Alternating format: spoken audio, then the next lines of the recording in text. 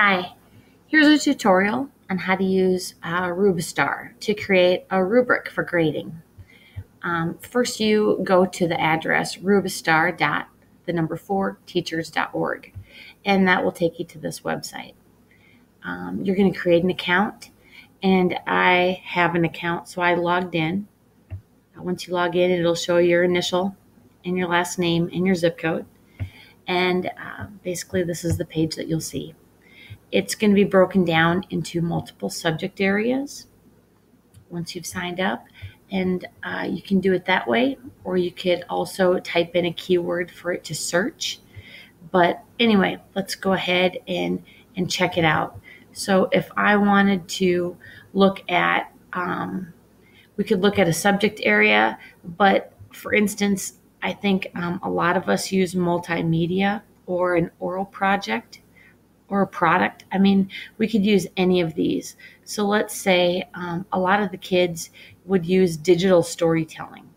So let's pick that one. Okay.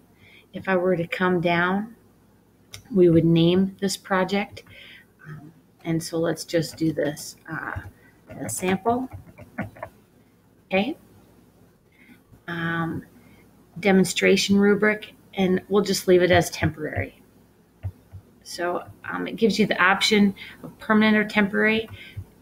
You download it anyway, so I don't know why you would need it to be permanent. So anyway, you go ahead here, and the first category you select, it gives you so many different choices. So let's say point of view. Let's go ahead and pick that one. And notice how it fills it in for you. If at any time you'd like to make any changes, you simply put your cursor in the box and you make those changes. You can edit it at any time. So you want your students to be aware of the audience that they're speaking to, of course. So that would be a good one that I would stick with. If you decide, that's not so important to me, you just go ahead and change it to another.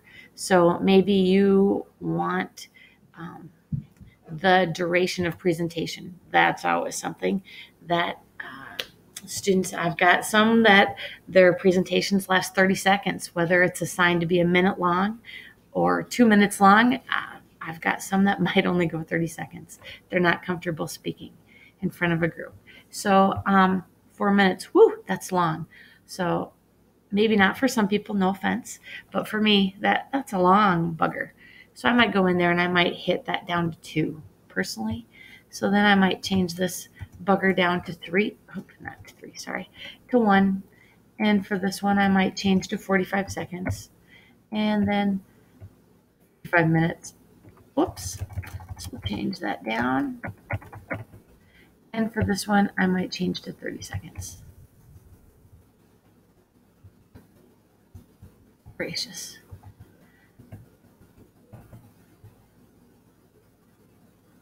Okay.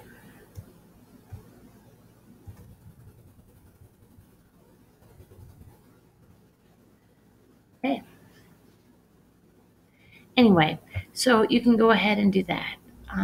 And so we pick another one, and let's go ahead and see point of view for purpose would be one. Sure, that all looks great. Let's look at another one, and let's say maybe voice pacing. Okay, so that looks great. And let's say I'm all done. I just wanted a real brief one for our purpose here because I don't want a long tutorial.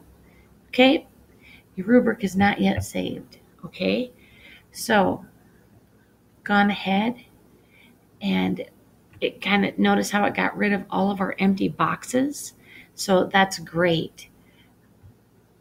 All right, our title is at the top and it's empty to put the student's name.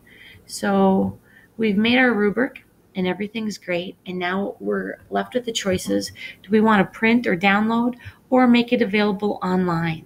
So you can choose however you'd like to do it. If I want to print or download, I take those choices, okay? And that's really handy to do. And I often usually print them. When it comes to a rubric, a lot of times kids like to take take their time and read through it. They also like to show it to other students. They like to compare, of course. I've never done the Make Available Online. Let's check it out. Okay, it tells you what your rubric ID is and what your next step is. Oh, okay. So it's been saved. Okay. So, and it's there at Rubistar if you want to come back to it. So that's pretty cool if you ever want to use it again. So that's how you make a rubric, and you can change it up or make it all your own.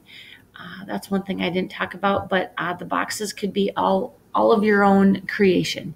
You don't have to use some of the template ideas that they have for you. And thanks for watching.